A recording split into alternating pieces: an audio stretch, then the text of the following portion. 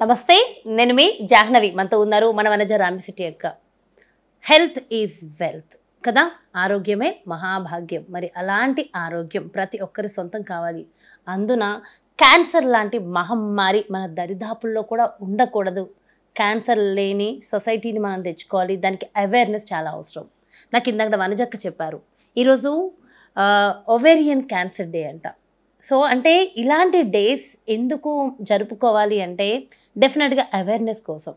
మరి అసలు cancer awareness, అది క్యాన్సర్ అనేది ఎలా వస్తుంది, ఎప్పుడు వస్తుంది, ఎందుకు వస్తుంది, దానికి రీజన్స్ ఏంటి అనేది నిజంగా ఇప్పటి వరకు బయటపడిన దాఖలాలు అయితే లేవు. కాకపోతే మనకి కుదిరినంత మేర మనం అవేర్నెస్తో ఉండడం చాలా అవసరం. మరి ఈ డేకి సంబంధించి డీటెయిల్స్ తెలుసుకుంటూ ఎలాంటి జాగ్రత్తలు మనం తీసుకోవాలి, ఆ అవేర్నెస్ ఏంటి అనేది వనజక్క మాటల్లో డీటెయిల్గా తెలుసుకుందాం. నమస్తే వనజక్క. నమస్తే జాహ్నవి. వనజక్క, నిజంగా మీరైతే ఉక్కు మహిళ అని చెప్పచ్చు మిమ్మల్ని, అంతే కదా? సో నిజంగా అంటే చాలా స్ట్రాంగ్ విమెన్ మీరు. బాబా ఆశీర్వాదం మీరు ఎప్పుడు అంటున్నట్టుగానే.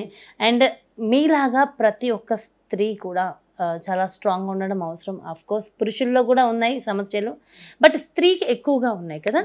అయితే అక్క, ఈరోజు వరల్డ్ ఒవేరియన్ క్యాన్సర్ డే అని చెప్పారు. అసలు ఇలాంటి డేస్ ఎస్పెషల్లీ హెల్త్కి సంబంధించి ఎందుకు సెలబ్రేట్ చేసుకోవాలి, ఎలాంటి కేర్ మనం తీసుకోవాలంటారు?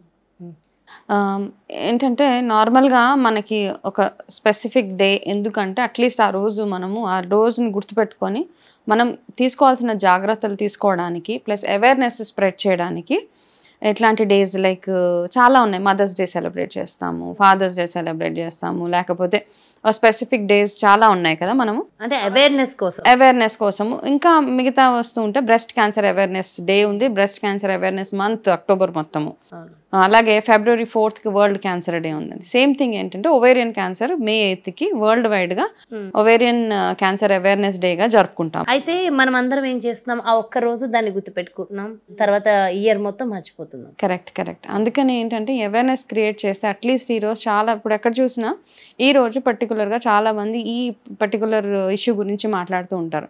ఆ మాట్లాడిన ప్రాసెస్లో ఏంటంటే అట్లీస్ట్ కొంచెం అవేర్నెస్ క్రియేట్ చేసి ఎవరికైనా ఇమీడియట్గా యాక్షన్ తీసుకోవాలి, టెస్ట్లు ఏమైనా చేయించుకోవాలి అంటే చేయించుకుంటారు. అయితే ప్రతి ఒవేరియన్ క్యాన్సర్కి కానీ ప్రతి సర్వైకల్ క్యాన్సర్, ఏ క్యాన్సర్ కన్నా ఒక థీమ్ ఉంటుంది అనమాట. ఎవ్రీ ఇయర్ ఒక థీమ్. ఓకే, అయితే ఈ ఇయర్ థీమ్ ఏంటంటే no women be left behind. అంటే అజాగ్రత్త వల్ల ఏ ఆడవాళ్ళకి కూడా ఇటువంటి అంటే వాళ్ళు ఇగ్నోర్ చేసి ప్రాణాల మీదకి తెచ్చుకోకండి అని, అంటే క్రక్స్ ఒక మీనింగ్ టైప్ అనమాట ఇది. అయితే ఈసారి ఈ అవేర్నెస్ ప్రోగ్రామ్కి ఏంటంటే చాలామంది ఇప్పుడు మనం చూస్తూ ఉంటే ఆడవాళ్ళలో first leading cancer breast cancer, second ovarian cancer, తర్వాత దానికి తర్వాత ఒక్కొక్కటి యాడ్ అవుతూ ఉంటున్నాయి. అయితే ఒవేరియన్ క్యాన్సర్లో ఉన్న ప్రాబ్లమ్ ఏంటి అంటే మనము కొంచెం డిలే చేసిన వెంటనే మన లోపల ఇంటర్నల్గా వస్తుంది కాబట్టి మిగతా బాడీ పార్ట్స్ అన్నిటికీ తొందరగా స్ప్రెడ్ అయిపోయి ఛాన్సెస్ చాలా ఉన్నాయన్నమాట. అదేవిధంగా బ్రెస్ట్ క్యాన్సర్ వచ్చిన ఆడవాళ్ళు ఎవరికైతే ఉంటుందో వాళ్ళకు కూడా ఇమ్మీడియట్గా బ్రెస్ట్ క్యాన్సర్ తర్వాత కొన్ని సంవత్సరాలలోనో లేకపోతే ఇమ్మీడియట్గా 6-7 monthsకి ఒవేరియన్ క్యాన్సర్ వచ్చే రిస్క్ కూడా చాలా ఉంటుంది అనమాట. సో అందుకనే బ్రెస్ట్ క్యాన్సర్ వచ్చినప్పుడు ఏం చేస్తారంటే మనకి దానికి తగ్గ మెడికేషన్ అది ఇస్తారు. కొంతమంది కొన్ని కేసెస్లో ఓవరీస్ కూడా తీసేస్తారు అనమాట. అది సజెస్ట్ చేస్తారు ఓవరీస్ తీసేయమనేసి. లేకపోతే కొన్ని కేసుల్లో హిస్టెక్టమీ చేయించేసుకోమంటారు, కంప్లీట్గా యూట్రస్ రిమూవ్ చేసేయడం. ఇట్లాంటివన్నీ అవుతూ ఉంటాయి. సో ఏ డాక్టర్ సజెషన్ అంటే బేస్ చేసి ఆ డాక్టర్ ఒకవేళ ఇట్లాంటివి సజెస్ట్ చేస్తూ ఉంటే మీకు ఆ రిస్క్ ఉంది కాబట్టి సజెస్ట్ చేస్తారు కొంతమంది. సో ఆ రిస్క్ నుంచి బయటపడిపోవచ్చు అనేసి. అసలు ఇట్లాంటిది ఒక సమస్య మనకు ఉంది అనే విషయం మనకి ఎప్పుడు తెలుస్తుంది అక్క? సో ఏ క్యాన్సర్ కైనా ఫస్ట్ మనకు ఒక సిమ్టమ్ ఉంది. సిమ్టమ్ లేకుండా ఏం రోగం రాదు మనకి.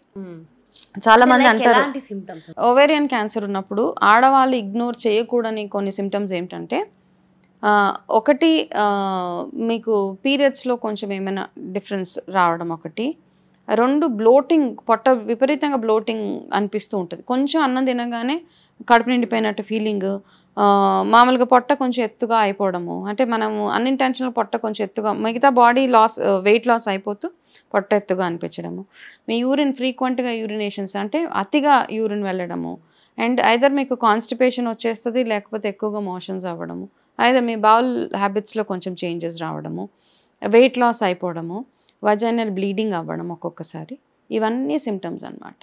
ఆకలేయకపోవడము, ఫటీగ్, నీరసము, స్లీపింగ్, ఇవన్నీ అనమాట. అంటే మీకు స్టమక్ పెయిన్ వచ్చి చిన్నగా స్టమక్లో ఏదైనా కొంచెం తేడా అనిపించి ఈ సిమ్టమ్స్ అన్నీ ఉంటే ఫస్ట్ అలార్మింగ్ థింగ్ ఏంటంటే వెళ్ళండి ఫస్ట్ డాక్టర్ దగ్గర చూపించుకోమని చెప్తారు.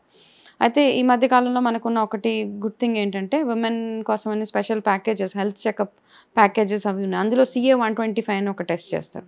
ఆ CA-125లో కూడా మనకు తెలిసిపోతుంది ఏదైనా cancer symptoms, all type of cancers దాంట్లో, ఆ బాడీలో ప్రోటీన్ కౌంట్ ఎంత ఉంది, ఏమైనా క్యాన్సర్ టెస్ట్లు. అంటే అది ఎక్కువ తక్కువ ఉంటే మనకి క్యాన్సర్ ఉంది అని కాదు, ఉండొచ్చు ఉండకపోవచ్చు. బట్ ఏంటంటే మనము వెళ్ళి డయాగ్నోసిస్ చేయించుకోవడం చాలా ఇంపార్టెంట్ థింగ్. అదేవిధంగా మీకు ఇలాంటి ఏ సిమ్టమ్ వచ్చినా ఈనో తాగేస్తాము, లేకపోతే నిమ్మకాయ నీళ్ళు అంటాం, లేకపోతే సగ్గుబియ్యం, ఇవి కాదు. ఏదో PAN-40 టాబ్లెట్, ప్యాను ఇలాంటి బ్లోటింగ్ అనిపిస్తుంది, ఇట్లాంటివి కాకుండా ఫస్ట్ మీ గైనకాలజిస్ట్ దగ్గరికి, లేదు ఈ టెస్ట్లన్నీ అడిగి చేయించుకొని మాస్టర్ హెల్త్ చెకప్ చేయించుకొని ఇమీడియట్గా ఒక ఆంకాలజిస్ట్ దగ్గరికి వెళ్ళడము. తొందరగా ఒకవేళ మీరు ఏదో స్టేజ్ 1లో అలా ఉన్నప్పుడు ఇమీడియట్గా చాలా తక్కువ ట్రీట్మెంట్ తోటి మనం దాంట్లో నుంచి బయటపడిపోవచ్చు. సేఫ్గా, హెల్తీగా, హ్యాపీగా, ఎక్కువ ఆయుష్ కూడా మనకి నిజంగా ఉంటామన్నమాట. లైఫ్ సేవర్ అనమాట ఎర్లీ డయాగ్నోసిస్. ఎప్పుడైతే లేట్గా డయాగ్నోసిస్ అయ్యిందో మీకు ట్రీట్మెంట్కి కూడా ఛాన్స్ ఉండదు, ట్రీట్మెంట్కి రెస్పాండ్ అయ్యే ఛాన్సెస్ ఉండవు.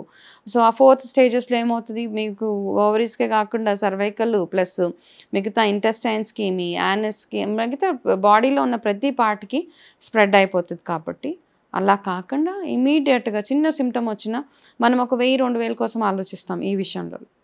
అది ఆలోచించకుండా ఫస్ట్ వెళ్ళి చేయించేసుకుంటే ఒకటి మీ ప్రాణాలు మీరు నిలబెట్టుకుంటారు, మీ ప్రాబ్లం నుంచి మీరు బయటపడతారు, మీ ఫ్యామిలీకి నిజంగా ఒక పెద్ద వరం కదా. ఎవరైనా ఆడవాళ్ళలో ఇట్లాంటి ప్రాబ్లం వస్తే చాలామంది మనం చూస్తున్నాం, ఎన్నో కేసెస్ వాళ్ళు సఫర్ అవుతున్నారు, ప్రాణాలు పోగొట్టుకుంటున్నారు, మన కళ్ళ ముందు మనం నమ్ముకున్న ఫ్యామిలీ ఉంటుంది, వాళ్ళు ప్రాణాలు పోగొట్టేసుకుంటున్నారు.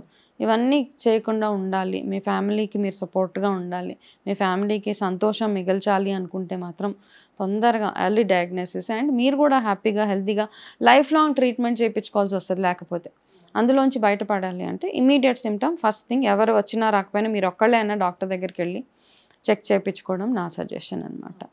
సో డెఫినెట్గా, ఎందుకంటే ఇది ముందే ఇది ఫ్యామిలీ నుంచి కూడా స్టార్టింగ్ నుంచి ఈ అవేర్నెస్ ఇవ్వడం అనేది ఇంకా ఇంపార్టెంట్, చాలా అవసరం. ఫ్యామిలీ సపోర్ట్ ఫ్యామిలీ నుంచి చాలా అవసరం.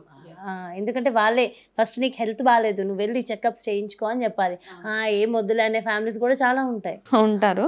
సో అలా కాకుండా మగవాళ్ళు, హస్బెండ్స్ ఎవరైతే ఉన్నారో, ఇన్లాస్ ఎవరైతే ఉన్నారో వాళ్ళకి చెప్పేది ఏంటంటే ఇట్లాంటి సిమ్టమ్ మీ ఇంట్లో ఎవరన్నా మీకు చెప్పినప్పుడు ఇమీడియట్గా మీరు రెస్పాండ్ అయ్యి రియాక్ట్ అయ్యి వెంటనే వాళ్ళని తీసుకెళ్ళి ట్రీట్మెంట్ చేయించడము, తగిన టెస్ట్లు అవి చేపిస్తే కనుక లైఫ్ సేవర్ అది, అంతే. చాలా చాలా చాలా బాగా ఎక్స్ప్లెయిన్ చేశారు అక్క. అండ్ ప్రతి ఒక్కరికి అవేర్నెస్ అనేది చాలా ఇంపార్టెంట్. సో ఆ ఇంపార్టెన్స్ ఎంత అన్నది, ఎలా జాగ్రత్తలు తీసుకోవాలనేది చాలా డీటెయిల్గా ఎక్స్ప్లెయిన్ చేశారు. థ్యాంక్ యూ సో మచ్ వనజక్క. నమస్తే. సో చూసారు కదండి, మరి క్యాన్సర్ మహమ్మారి నుంచి మనం తప్పించుకోవాలన్నా, అది మన దరిదాపుల్లోకి రాకుండా ఉండాలన్నా ఖచ్చితంగా మనం తీసుకోవాల్సిన జాగ్రత్తలు అంటూ కూడా కొన్ని ఉన్నాయి.